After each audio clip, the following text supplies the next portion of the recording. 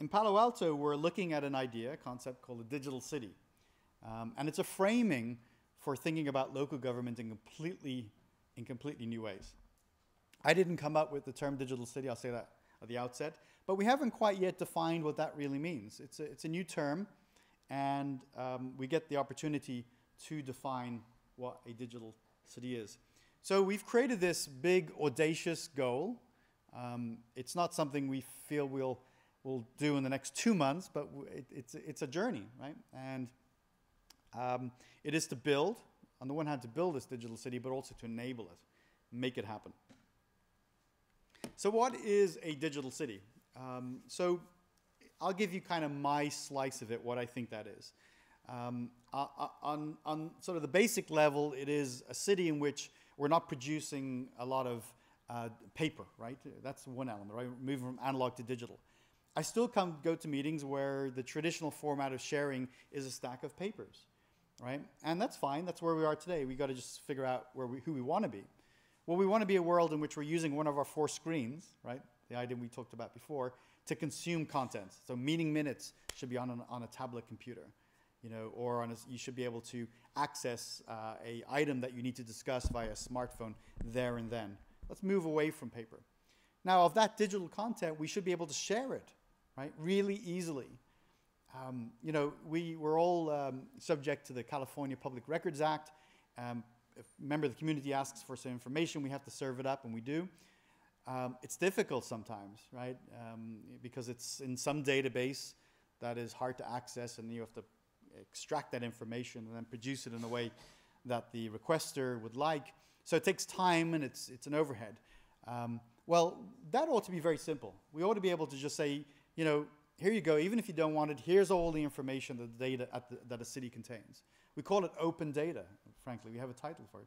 And we're just going to say, it's out there. We're going to put it on our website. Or you can access it through your smartphone, through a browser. That's open data. That's a big part of the digital city. So it's about partnerships, right? We can no longer do what we want to do alone, right? If we're going to do interesting things with technology, like build applications, like a lot of our communities now want to see a lot of cool stuff on smartphones. You know, everything from paying a parking fine to looking at the minutes of a council meeting to seeing what their electrical consumption is. They want that on their smartphone, and you know, we're all parts of the community too. We probably would like that. It's easy and convenient, and it's faster, frankly. It's less of an overhead. On the government side, when you provide digital services or e-services, they are typically 80% cheaper to provide than the analog way we do today. Like walking up to a counter and saying, can I get a permit for some construction I'm going to do at my house? So digital ways of doing business with government is up to 80% less costly. And we like that because we have to manage costs. So collectively, these things, these connection points between the community, the city, visitors, and businesses, that sort of collective interaction in a digital way is the digital city. And this really is just a summary of some of the things I just talked about. You know, you'll see many of the items that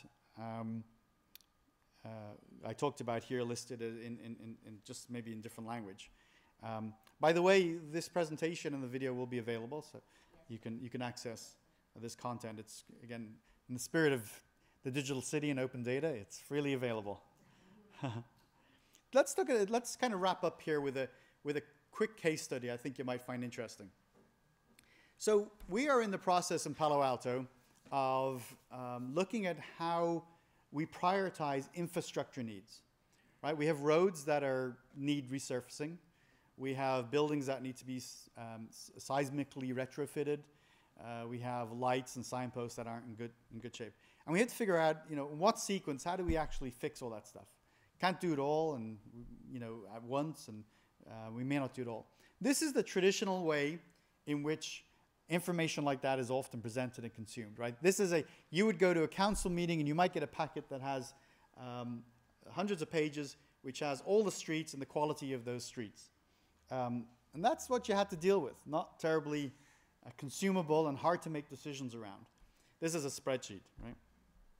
So we said, look, the world in which we consume and make decisions off this is over. We got to move forward. The other thing we recognize is how do we actually pay for building an application that can be made more consumable by the public? So you can see there's a couple of problems we're trying to solve. So I went ahead and I mocked up this is what I did this on my whiteboard. And I said, I want to make a Google type app, really clean, use Google Maps that shows people streets. You can just type in your address and it'll tell you the quality of your street. And then in aggregate, we can look at different streets and make some decisions about what we need to work on. So I quickly drew this up. Then I went up to Stanford University. And here's me with some students. We decided to participate in a code jam, right? A 24-hour period of time where students who want to do social good will work with an agency and some different charitable organizations, and we'll try to build an application together. So we worked on this for many hours. Well, they did. I went home. I came back, and the next day, they had mocked up, using code, an application that, as you can see, uses Google Maps as a street. And here's a picture of 250 Hamilton Avenue, Palo Alto, and it's got a score of 40. By the way, that's from 0 to 100, so 40 is kind of poor. And then there's a grading scale there on the bottom. And my city manager still asks me why there are cats. I don't know either. No, I'm just kidding. Those are placeholders. We would have replaced the cats with actual, we did replace them with real pictures. But the designer, the student designer, decided that'd be kind of cute. So we got a mock-up, we had a prototype, we went ahead and we found some other software developers in the city of Palo Alto. There's one or two, we found one or two. And we built an app, right? And you can get to that app today by going to Street Viewer at the top there, streetviewer.cityofpaloalto.org. And you can now type in and see there's no spreadsheet anymore. It's a Google type interface. And so what can I tell you about that? A couple of things. First of all, much more consumable, right? It's fun, it's easy to get to, you can make some decisions. But there's a couple of things you should recognize. Number one, the data that's been used is open data, right? So we just used a repository of basically spreadsheet information to develop this. We use Google Maps, which is effectively free. And we use resources, a partnership, to develop the code, also at no cost. We also did it extremely fast.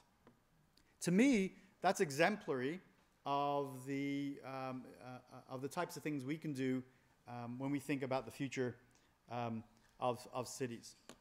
So what I'd like to do is stop there and maybe see if there are any questions you have.